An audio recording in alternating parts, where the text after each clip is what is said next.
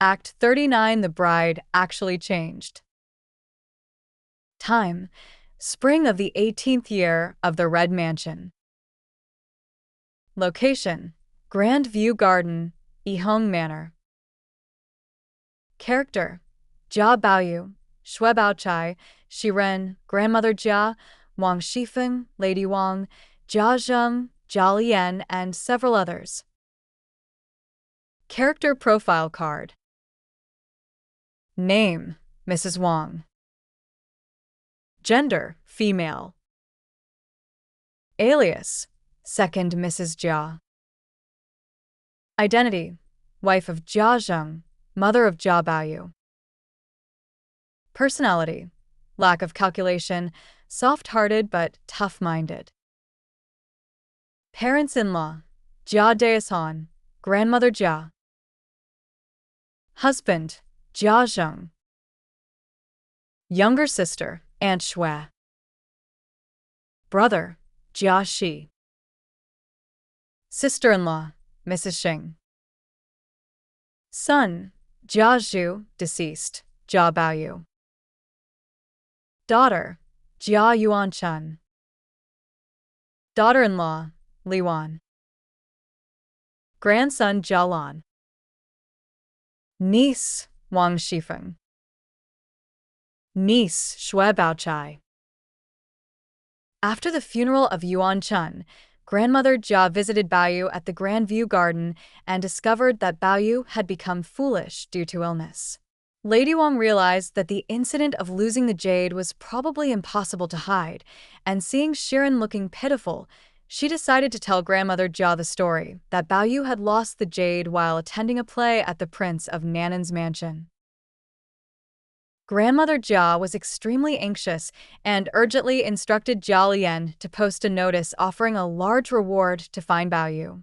Unexpectedly, someone, tempted by the money, brought fake jade to the door. It was quite strange that Feng Jie showed the fake jade to Baoyu, but he didn't even look at it and threw it on the ground, coldly saying, "You are trying to deceive me again." Jia Lian threatened the man until he kneeled down and begged for mercy, only to find out that the jade was fake. With everything turning out this way, the incident became a topic of hot discussion. However, the whereabouts of the spiritual treasure, Baoyu, remained unknown. In February, Jia Zheng was appointed as the grain transport officer of Jiangxi by the emperor due to his diligence and frugality. Many relatives and friends came to congratulate him, but during this time there were a series of incidents at home, and Jia Zheng did not have the mood to entertain guests. On that day, Grandmother Jia sent someone to call Jia Zheng, and Lady Wang was also there. Jia mother said to Jia Zheng, "I am already 81 years old.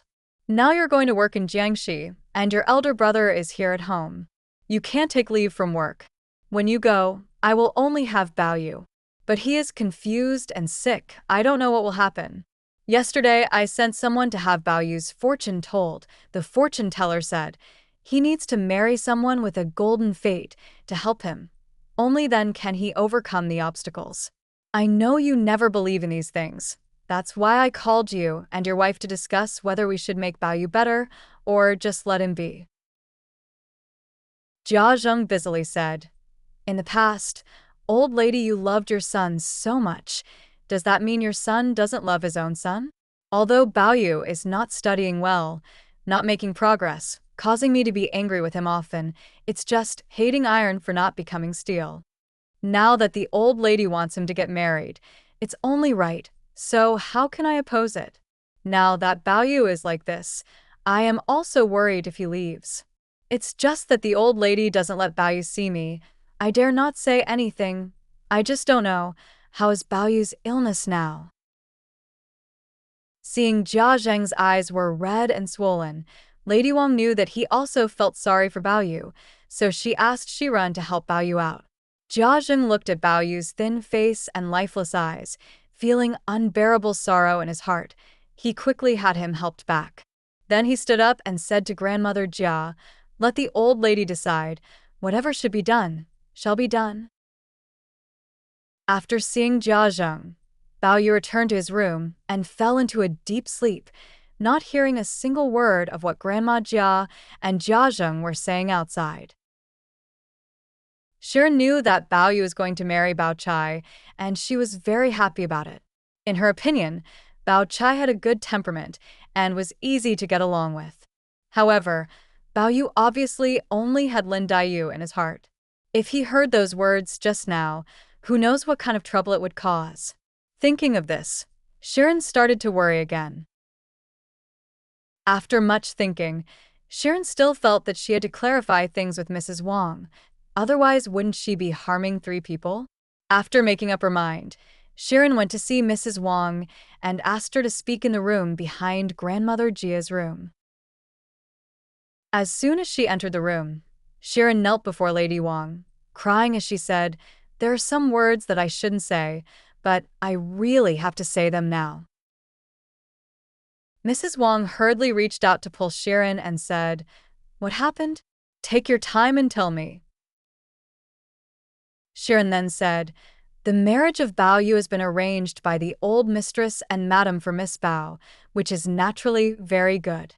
However, madam thinks, is Bao Yi better in love with Miss Bao or with Miss Lin?" Madam Wang said, "Bao Yu and Miss Lin have grown up together since childhood, so their relationship is naturally better." Shirin said, "Madam, they are not just fine."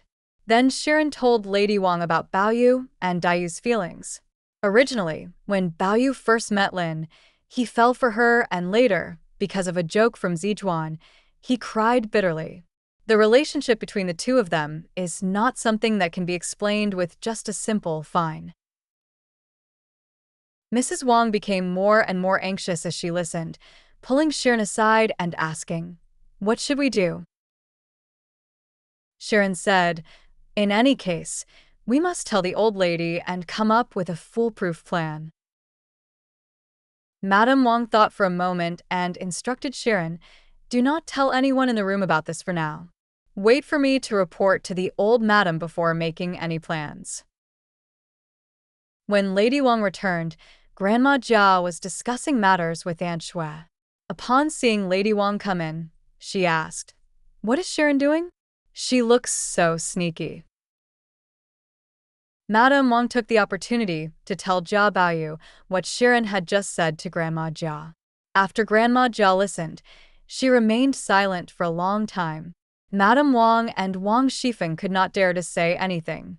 After a while, Grandma Jia sighed and said, "Other matters are easy to handle. Lin's case is not a big deal, but it is truly difficult to deal with Baoyu." Sister Feng understood Grandmother Jia's thought for a moment and said, "Actually, it's not difficult. I have an idea in my mind, but I don't know if Grandma and Madam are willing to go along with it." Mrs. Wang asked eagerly, "What idea? Just say it out, let's talk about it." Sister Feng said, "To get this done, there is only one way, to switch the package. Whether Brother Bao understands it now or not, everyone should just tell him that the master has already decided to give Miss Lin to him and see how he reacts. If he doesn't care about it at all, then there's no need to switch the package, but if he shows signs of happiness, then it may be quite a struggle to accomplish this." Madam Wang asked, "But what if he is pleased? What should we do then?" Sister Feng whispered to Granny Jia and Madam Wang. Granny Jia sighed and said, "It's okay this way, but it's a pity for Bao the maid. If this gets out, what will happen to Lin the maid?" Feng Jia said, "Don't worry, these words are only for Bao Yu to hear. Others will not know." Today, Phoenix went to the Yi Hong courtyard after breakfast, preparing to try her luck with Bao Yu. When she saw Bao Yu, Wang Shifeng smiled and said, "Brother Bao, you must be thrilled. The master has already chosen an auspicious day for your marriage. Are you happy?" Bao Yu listened and nodded slightly, looking straight at Aunt Feng and smiling. Aunt Feng then said, "How about I arrange for you to marry Lin Mimi?" Bao Yu immediately burst into laughter, looking very happy. Shifeng could not really tell whether he understood or not, and said, "Master said that if you improve, he will let you marry Sister Lin.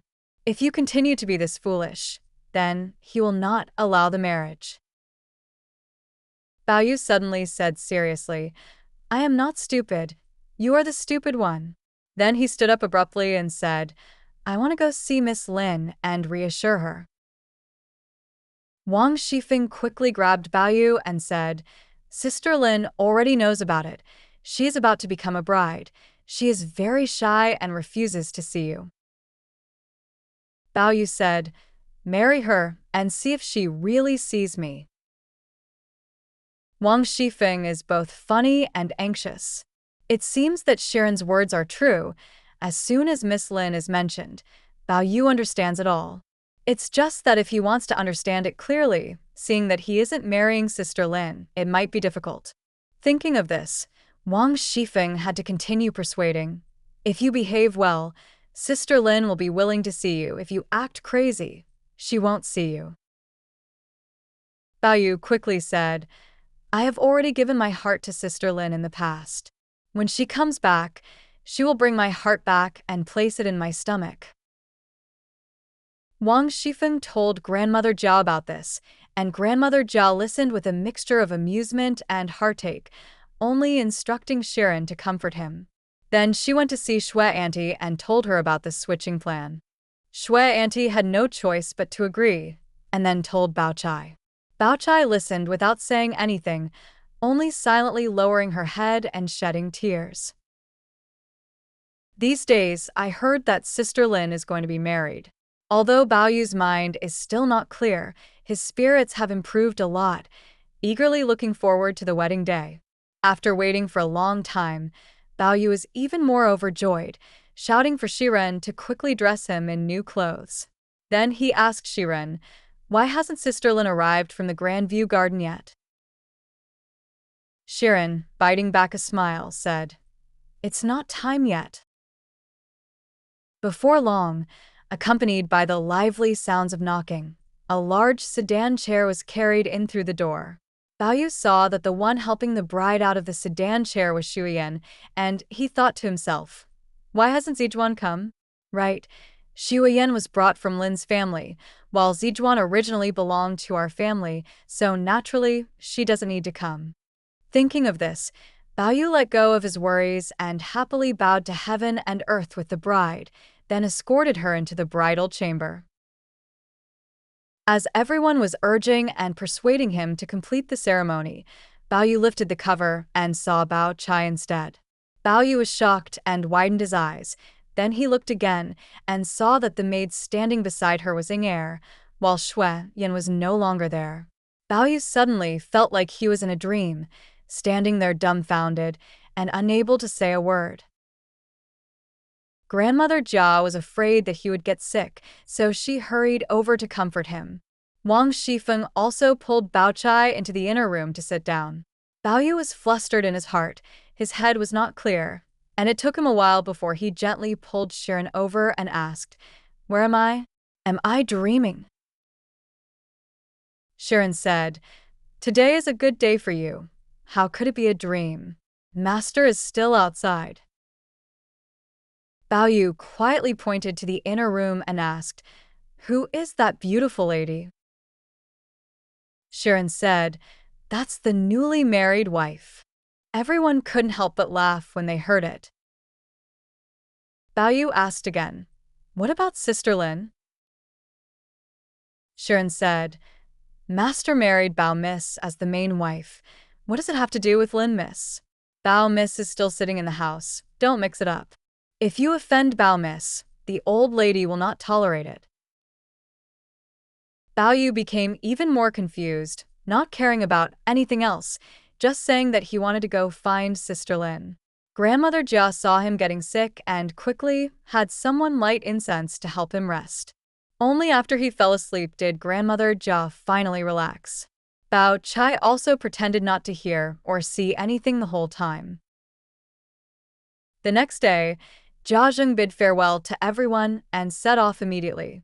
Since Jia Zheng left, Bao Yu's illness became more severe. He was drowsy all day long, not even thinking about his meals, and he didn't recognize people very well. One day, Bao Yu was slightly more sober and saw that there was no one else in the room. He grabbed Sharon's hand and cried, "I want to ask you, how did Sister Bao come here? I clearly remember that my father arranged for me to marry Sister Lin, so why was Sister Bao driven out? Why is she occupying this place? I want to speak up, but I'm afraid of offending her. How is Sister Lin now? I have to go see her." Bao Yu said, struggling to sit up, feeling weak all over, and fell down again, crying, "I'm going to die. Please tell the old lady for me. Sister Lin is going to die anyway, and I can't do anything about it now. Since both of us are going to die, why not make a vacant room, carry me and Sister Lin there so we can be treated together while alive and be put together if we die? If you agree to my request, it will not be in vain for our many years of friendship."